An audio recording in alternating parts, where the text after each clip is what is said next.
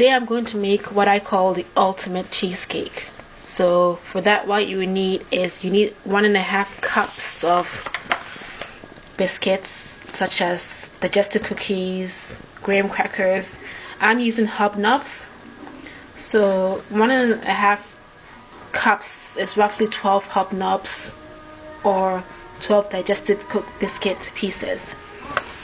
You will need 1/3 cup of butter or margarine.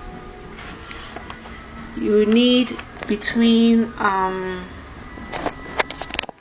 2 to 4 tablespoons of desiccated coconut. This part is optional. 120 mils of condensed milk. That's roughly half of the 397 gram can. You will need 120 mils of double cream, or I think it's also known as heavy cream. You need the juice and rind of 1 lemon. You need some cream cheese. I've got 250 grams of cream cheese. The one that I'm using is the extra light one, but it tastes even better with the full fat one, but it's up to you what you use. You need some fruit, so I tend to go for the fruit that's in season. Normally I use strawberries, but the strawberries I didn't have any. I have canned ones. So I also want to try one with some blueberries because that's in season at the moment. So I'm going to try some with some blueberries, but any fruit will do really. And then you may want some chocolate just to grate over the top, so that's optional.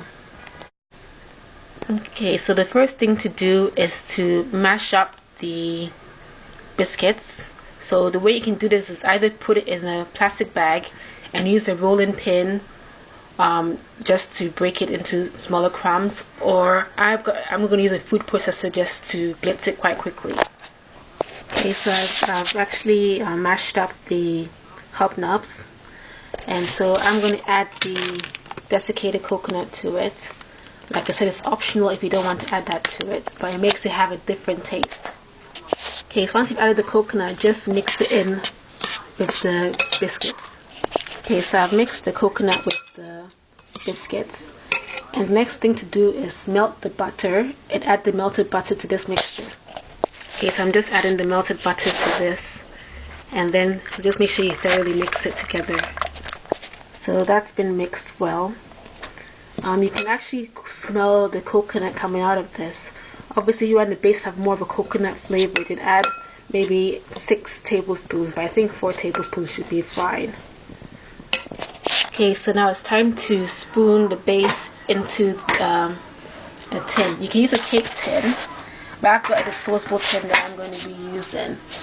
This amount of base normally covers a 23 centimeter or 9-inch cake tin. If you want to give some to friends, then you can put them in a clear plastic container as well. Okay, so basically I've just used the back of a spoon just to press down the biscuit mixture, or else you can use put a saucer in and just push it down as well. So what I'm going to do is I'm going to cover this up, and I'm going to put it in the fridge and leave it there for at least half an hour just to set slightly. The reason why I used Hobnobs is because Hobnobs contain a little bit of sugar as well, so it makes it really has the sweetness to it. But if you want the base to be a little bit sweeter, then just add maybe 1 to 2 tablespoons of caster sugar. If you don't have caster sugar, then granulated sugar should be fine as well. So basically, put this in the fridge and let it set for at least half an hour to 1 hour. Okay, so whilst the base is getting it set in, let's make the filling. So what we need to do is add the condensed milk and lemon juice and the rind and mix those together. Okay, so basically just mix these together, the condensed milk, the lemon juice and the rind of lemon. Mix that until it blends in together. Okay, so I've mixed it well, so it's lemon juice, the condensed milk and the lemon, the rind of 1 lemon have been mixed well together. So then now you just add the 250 grams of cream cheese to this and mix that together as well. Okay, so mix this together until it's fully mixed. Okay, so the cream cheese isn't mixed into this and it forms a smooth consistency. If you find it difficult to make it smooth whilst you're using this to fold it in, just use a gentle hand whisk, and that will help to mix it properly. Okay, so we're going to put this mixture to one side. I'm going to whip up the double cream. Okay, so in here I've got the double cream, and I'm going to whip that up. You can use a hand whisk for this if you want to, but it does take a long time, so I find an electric whisk is much better, much easier. So basically I'm going to whisk this till it forms a stiff peak, but just make sure that you don't over whisk it, because otherwise it now becomes all cheesy. Okay, so I've whipped the double cream.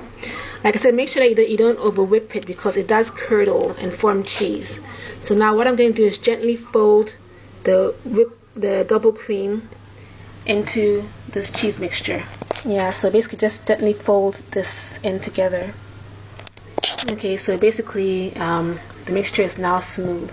So I'm now going to add this to put it on top of the base that we made. Okay, so what I'm going to do now is I'm going to spoon the cheese mixture onto the base. Okay, so I put the cheese layer over the base, and this is how it looks so far, the clear container. And now I'm going to put this in the fridge and let it set a bit longer. I'm going to leave it in for at least an hour or two before I actually put the toppings on. If you put the topping on now, it's going to sink in quite low because it's not set yet. So at least an hour or two will be partially set, and you can put the toppings on it. So now I'm going to prepare the blueberries. I mean, if you want to, you can just put them on top of the cheesecake like this. But I want to add a bit of a sugary syrup to it as well. So I've got some blueberries here. This is roughly 125 grams of blueberries, which I've washed. You need some sugar, roughly 2 tablespoons of sugar, and between 2 to 3 tablespoons of water. So I'm just going to add that, put all that into a pan. So I've put the ingredients in the pan. I'm just going to let the sugar dissolve and let it simmer for between 5 to 10 minutes until the blueberries burst slightly. Okay, the syrup's it's thickened quite nicely, and it's become a bit more red now. It actually was actually a bit quicker than the 5 minutes that I said. I guess because I added there was many blueberries in there as I did, so you can just keep an eye on it, and it can take probably around 2 minutes or so. I'm just gonna let this cool slightly before I now put it on top of the cheesecake. Okay, so the black blueberry mixture has cooled down a bit. So I'm taking the cheesecake out of the fridge. I'm just going to top it with it. So just put it in a decorative manner. Okay, so I've topped it with some of the blueberries. I've not put all the syrup on it because it may make it a bit too runny. If you want, you can now put a little bit of the strawberries on top as well, if you've got some fresh strawberries. So just sprinkle the chocolate shavings on top of that. It's just going to add another texture to it when you're eating the cheesecake. Yeah, so you can have any kind of design that you want. And basically I'm going to now cover this up and put it back in the fridge. I think the total, it's best to leave it in for at least 6 hours so that the cheese layer sets very firmly. Normally I make the cheesecake the night before, and I leave it overnight before I actually eat the cheesecake. So I'm going to leave mine overnight. Okay, it's now the next day. Taking the cheesecake out of the fridge, and it's set nicely. That's a small one that I've made. Yeah, so that's basically the cheesecake done. Like I said, these have blueberries, but you can use strawberries. If you're going to use the strawberries, just use the fresh ones. Just cut them and put them in a nice design. I've actually got some pictures of ones that I've made with strawberries that you can have a look at as well.